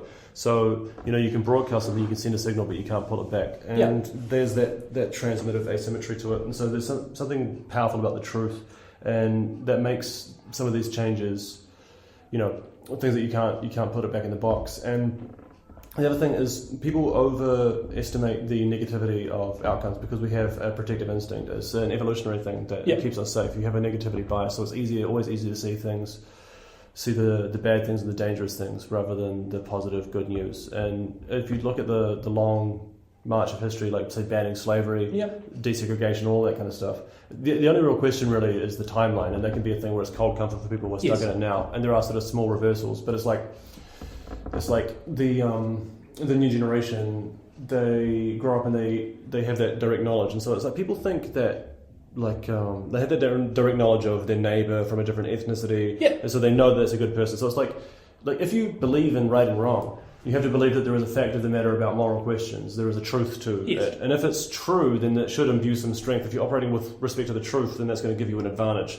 And so I think that good does, in fact, win in the end. It's like evil wins in the short term, and it's the most immediate. But also, you're looking at an incredibly short term thing, right? Like, and I think for most people, is what can you go back as far as you can think. Go back. What can you remember? And like all of the stuff that you think is fresh. It's probably like for me, it's like 2015 and beyond.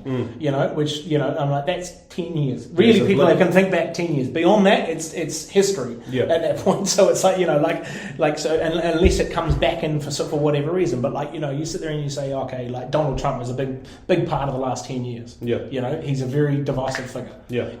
But he's really only been there for 8 years, and if you look at 8 years in the span of 100, which is or 75, it's not that long, and there was always that light of the tunnel. There's always that thing, and part of it as well is that sort of like stoicism of it is that like you should only be worried about what you can control. People like to get stressed about things because they. They'll read an Instagram post or they'll read a Facebook post or whatever about something and they will get outraged by it. But realistically, it doesn't affect you. And this is the thing is and this is my, I suppose, perspective on all of these social issues, all of these things. When people are trying to take them away, where they're trying to enact them, right? And you sit there and say, like, take gay marriage for example. In 2011, I'm like. I'm not gay, but it doesn't affect me. Why the hell should it be my business? I'm not, as long as people are consenting, who cares? It's not my business. I should not have a say in what they do. In the same thing as you look at the Māori Wards campaign. Why should a whole load of people that are not Māori have a say on what Māori's representation is? It's not their business. They're not part of that group. So why should they get a say in how a specific group of people is democratically represented? It is not their job to say. It shouldn't be a vote for the people. Why should I get a say whether transgender people use the right bathroom? None of my fucking business. It's not. It's just not these issues. But I think a lot of people they make it their business because they get involved in it. And they sit there and say this is what people care about when really they don't. They just get outraged by it because they're like, oh, this is not what I do. They get triggered. The message gets crafted in such a way as it's designed to upset them because it's. The algorithm rewards engagement, but it doesn't engage. The algorithm doesn't know whether it's positive or negative. Yeah, that's right. So you just get out of it. It's much easier to provoke a negative reaction. It is. It's incredibly easy to provoke. It's like people saying that politics always comes down to violence and the use of force, and I think that's incorrect. It's like, and it's like, that it wins in the end, but I think that's like it wins it doesn't win in the end. It wins in the immediate term, and it's actually much weaker. It's a very short term thing. You get gassed out and you start fighting somebody. So real destructive. It burns itself. But you're effectively going 2 steps forward, 1 step back towards progress. Yes, it might. That 1 step back might feel like 5 because you're living in that 5 years where it's going backwards. Right? You've got to look you've got to look way long term as you say. What do I want? Which is why I think political parties should look more long term, and they don't. But they sit there and they look, 3 years ahead. How can I win at the next election? It's not about what, when I'm dead, what have I left New Zealand, and that's what people should be looking at. And you can see it, and if you look at the people that are making the decisions in government right now, and the people that push back on things, I'm like, they're Winston Peters, who is in his 80s,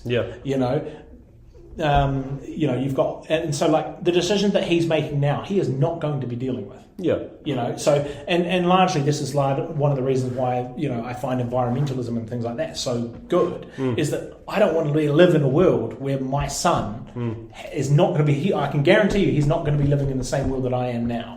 Like in terms of the environmental effects. Of climate change and stuff like that. But you look around the world and the people that are making the decisions about what we should do about climate change right now are in their 70s and in their 60s. They are going to be in the ground before anything bad happens. I think there is that real short-term focus in politics, and most frequently people and parties don't look to the long term or do anything like a project of nation building or whatever. But I think every now and then it's sort of an infrequent thing. I think it's like slightly less frequent than once in a human lifespan, pretty much. Like I think the last time that was big enough positive step forward is probably the New Deal. Or here, that first Labour government, not Walter Nash, was it Walter Nash? Yeah, and they project like building the new welfare state and expanding out.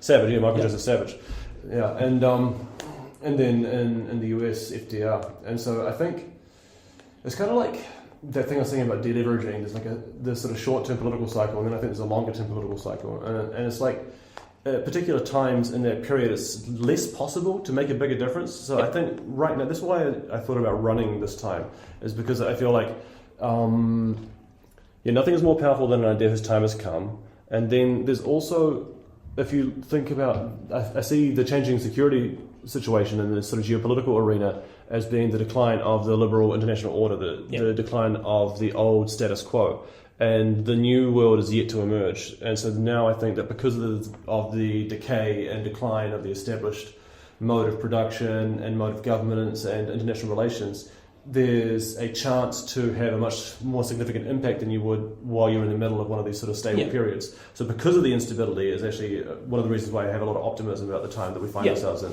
But I think also, like, for me, it's like, and this is just, I suppose, my personality, but there's never time, like the best time to do something is right now. Yeah. Or 20 years ago. Yeah. But you can't do something 20 years ago, so you might as well do it right now. Yeah. There's no point waiting for the right time, because that's right. At the end of the day, you could be sitting there forever. Like, it's like when people try and time the market. Yeah. I'm like, just don't. Like, you don't know enough. You don't know enough. You're not smart enough. You're not good enough to be able to time anything. So just do it now. If you want to change jobs because you don't like it, do it now. Yeah. That's right. There's no point in waiting for, and I know lots of people are like, oh, we'll wait for the housing market to drop. Oh, we'll wait for the house prices to drop, and they don't drop. And then sit there and then you're like, oh, now I can't afford a house because I waited too long. There is that, it's just do it. Like, and this thing is like, I just like, was it, when I ran, I was like, am I going to win? I have no idea. Yeah. But I've learned a lot from doing it. Do you think you run again? Yeah, probably. I think you should.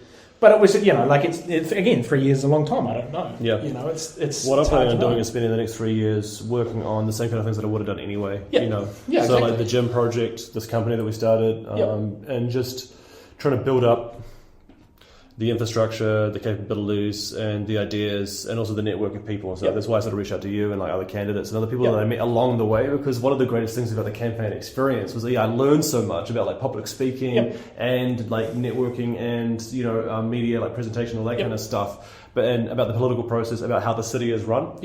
And then I also met so many people as well that I never would have otherwise. So I feel like that's something that, instead of seeing this as a loss, I want to see it as something that I can build on and continue that momentum, because it gave me, I felt like a real sense of inspiration when I started going into it. And then also just from the loss of the election itself, or like just not getting in, it's like, at first I was like, that's kind of disappointing. I thought I at least would have gotten my deposit back. But, who cares? Fuck it. It's like, that's actually a pretty positive thing. Yeah, but then you got, like, the way I look at it is, I'm like, there was one guy got it. How many people would you honestly say would have voted for you that didn't know you? And that's the thing, is that okay, maybe my circle might be 20 or 30 people, maybe that knows that know me personally. And so you look at all those other people that didn't know you, probably never talked to you, never met you, but they trusted you enough to give them your number one vote. They're probably friends of my mum and friends of my friends. Probably not. But you don't know. Like that's the thing. It's like that person would otherwise vote for somebody else. And that's the thing. Is it's like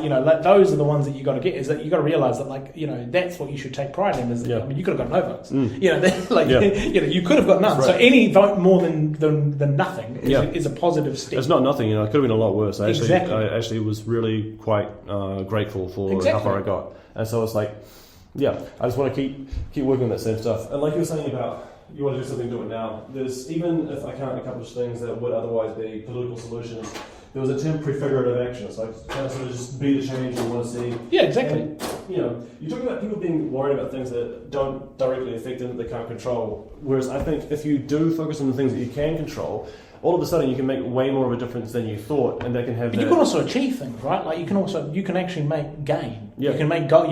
Like there's no point setting a goal that you're not going to achieve. Yeah. I'm not going to sit there and set a goal and say we should have this tax rate at this thing. We're going to institute a wealth. I have no control over that. Yeah. But I can sit there and I can say, Am I going to sit there and go for a run tonight? Yes, that'll be my goal. Yeah. I've achieved said goal. That instills in me a sense of purpose. I can say, okay, I'm going to start a podcast. Yeah. I've started a podcast. Yeah. That is a goal that you've ticked off. And that's the thing. It's just that small steps of just being a thing. And then before you know it, you've done way more than you thought you'd ever would. Yeah, you know, that's right. I think that's a lot of times. There's people sit there and they wait for the right moment and they say, I'm thinking about doing this and I don't know, and I'll try and figure it out and stuff like that, and they just kick it down the road. Yeah. And then before you know it, doesn't happen. Yeah. You know, and you're like, now I'm 65 and I've been working at the same shitty job I didn't enjoy for 30 years. Yeah. You know, it's like, if you want to do something, go do it. Yeah. Like, you know, there is the only person that's standing in your way, even in a shit environment, even in a shit political environment, is yourself. Yeah. You know, there's nobody else that's really, you know, because let's be honest, nobody cares about you. Yeah. You know, it's hard to hear, but nobody gives a fuck about you. Yeah. You know, like so you can't expect them to sit there and you know, and I think a lot of people it's like this weird feeling that, like, you know, like. And I suppose I had it to a certain extent. You just think, I'm just going to walk about my life and somebody's just going to wander up to me on the street and be like, hey, do you want to go be Prime Minister? Yeah. I need you. Like, yeah. You know, that doesn't happen. You know, you have to go and you seize that opportunity. Yeah, you got to push. Right? Like, if you want to be involved in you know, politics, or you want to be involved in coaching a rugby team or whatever, go and seize it. No one's just going to walk up to you and be like, hey, man, you're really good at this and blah, blah, blah. Yeah. You should go and do this. I think it doesn't happen. I think you can also start small. And then you have these small achievable steps that builds momentum. And then when you build on that, you can reach out and build a network. Exactly. And like, there's also, even in an unjust world, even in a world dominated by like cheating and stuff, if you have like a small self-contained network of good actors who are actually sort of following like the rules or whatever, that can insulate itself against the external environment, and also can be a base that can then build and have like a wider effect. So I feel like there's a sense of paralysis that can develop when you look at what's happening in the world at the larger scale. But like, if you do focus on the immediate stuff, that can actually also eventually down the track change the larger 100%. stuff. And this thing is, you know, you can sit there and take, you know, like even this. I mean, this is, I think, a lot of times, and this is one of the issues I think people see with climate change, is they don't see the benefits for a small person in New Zealand. How can I make a difference? That's not the perspective you should have, because, like, yes, there's this person doing this, but you could sit there and say, you know, I'm gonna plant a garden in my house, and I'm gonna sit there and then, okay, I'm gonna grow tomatoes. I'm like, okay, cool,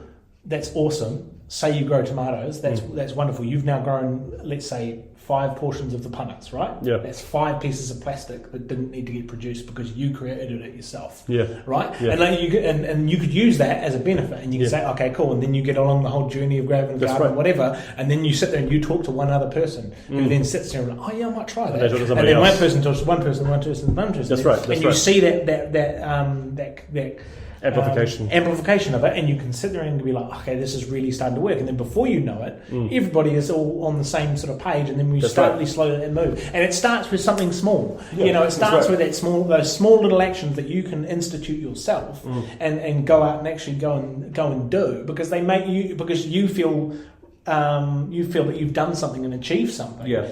And then you tell someone about it, because you know, people are social animals. We like telling people about what we've done. You have a genuine sense of pride about the things you've accomplished, and that can give you like a... Because what's the alternative? Sit there and be negative your whole life and say, there's nothing I can do. And then you do that for 75 years, and then you die, and then sweet, see ya. Yeah. Like, that's a good job. Like, just ignore it. Be like, I don't want to think about that because it's all negative, and I'm just going to like, I don't want to get depressed by it. I get it. It's very easy to do that. Yeah. It's easy to do that, right? Yeah. But just for me, it's like I got to that point in my life where I'm like, I can't just sit there and do nothing. I feel like it's a critical mass thing. Those people are like grasshoppers that need to be turned into locusts by other ones rubbing. It is, because you can't sit there. You can't sit there and see it on the news and see everything that happened and be like, I'll ignore it. Yeah. You know, because I've got kids now. It's like, you know, I don't want to sit there and hear, you know, I don't want to sit there when I'm 75 and 80 and stuff like that and tell my kids, I could have done more, but I just couldn't be asked. Like, you know, like that. That's not the conversation you want to have, is it? Like, you want to be sit there and look in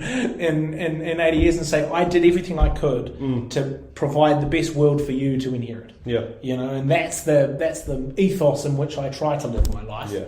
You know, sometimes I fail. Quite often I fail. you know, like and there's the thing, I'm still a person. I still have shitty opinions about certain things that I don't know anything about. Yeah. You know, and I still have I have arguments with people. I have arguments with my wife. I have arguments with my son. Like, it's just no one's perfect. Yeah. But if you're sitting there and chasing the end goal, then you know you will eventually get there. I see it as, we're like an input-output system. There's the environment and there's consciousness, and there's this feedback system between it. There's like two read-write heads. There's like action and there's perception. Yeah. And to me, it's about like, of course, nobody's perfect and you don't know everything. You don't know anything just about. And so it's like trying to bring in as much as possible from that, and actually probably do as little as possible, at least to start with. Like, first, do no harm. Like I'm like an environmentalist about everything. Yeah. Like, I'm not going to take action until I'm absolutely sure. But I'm never absolutely sure. The thing is, right, you don't want paralysis by analysis. You have to there's this thing about this study where they got people to make business choices, picks. And they rated themselves even more analytical or intuitive. And the intuitive outperformed the analytical, but only if they had read the same material and absorbed it. So you need the analytical mind to take into account all that information and synthesize it and process it. And then you need to use your intuition to go beyond what would be possible if you're just going to, because you're never absolutely sure. So it's like wait and watch and learn as much as possible and work on yourself and keep improving and keep learning. And then also when the time comes or when inspiration strikes or when you seem like you have to actually also take action and build on it and stuff. So it's like, yeah, sure, nobody's perfect and none of us know enough really, but that's not a bad thing. That's sort of the utility function. That's the motivation. It's like keep working on those things. But it's also the thing. It's like people are naturally we're naturally lazy. So going out and trying something is difficult for people because it is, and I'm the same. It's like but you realise that once you do something, you'll get hooked on it. Yeah. It's like literally, it's like one of the easiest things. Is like I used to hate cyclists when I was a kid. And it's when you sit there, I was 18 or 17 and stuff. When I was young, I was sitting there, look at those dudes and like stupid blah blah blah. And then you're like, go ride a bike. Doesn't have to be. You don't have to wear just go and ride a bike for like 5Ks. And you're like, this is so nice. Like, on a day like today where it's absolutely sunny, you say, this is so nice. Yeah. And you sit there and be like, I can ride a bike now. And then before you know it, you're like, I'm riding a bike every day. Go from being a hater. Exactly, because you didn't understand. It comes from a position of ignorance. Yeah. That you're like, why are these dudes going out there and doing the thing? I'm like, it's actually really fun. Learn. You see all these people like learn an instrument. That's whatever. Whatever works for you. Like everybody's different. Yeah. But if you sit there and be like, I want to try this, but I'm too embarrassed because I don't want to do this, or I might be useless or whatever. Just go and do it, because otherwise you just sit there and be like, do nothing. You woulda, coulda, shoulda. But I'm like, just go and do it. See it. You might not like it. If you hate it, at least you could say you gave it a go. Yeah. I think there's two things I was talking about. There's perception. There's also your capacity to act. So a big part of it is like honing that capacity, like learning skills and getting better and better at stuff as well. Because it's like you go out there and do stuff, and then you learn from it and repeat and refine. But you learn from stuff that may not necessarily be directly linked to what you're doing right Transferable, now. Right? Like the council process is probably a good example. Is that there's a whole load of skills that I learned in the army, in my trade, in things like that probably helped me along the way. Yeah. And even things in my pre-working life probably helped me at certain points in my life. It's like one, like the public speaking thing is like I got told when always had these moments in the army where you're out there in front of 35 people, 80 people sitting there talking at Smoko, doing a presentation on whatever. It doesn't really matter. Yeah. But it's like, those help me at those things in public speaking and things like that, and also interacting with people and being told by my parents when I was 13 years of age to go and talk to people at their parties. You're from Palmerston originally? Nah, from my parents I was born in England. So are my parents, but I grew up largely in Masterton. But they'd take me to their house parties and whatever, and stuff like that, have drinks with their family, and I'd go and talk to the adults. So I know how to talk to adults because I wasn't sitting in my room playing PlayStation. They would make me, get as much as I hated at the time, go and talk to these people. So I know how to talk to people from different age groups and things like that, because a lot of times you're only running your own circle. That's right. And so you know how to talk to your friends. And that circle ages with you, and you're stuck with them. And then you go and talk to someone who's in a completely different part of their life, a completely different upbringing, and you have no idea how to talk to them. That's one of the things that's great about volunteering here, is like just taking calls and stuff. I feel like it's a real privilege just hearing from different people. Yeah, because you come along with different people from different parts of life, right? You have different experiences. Yeah.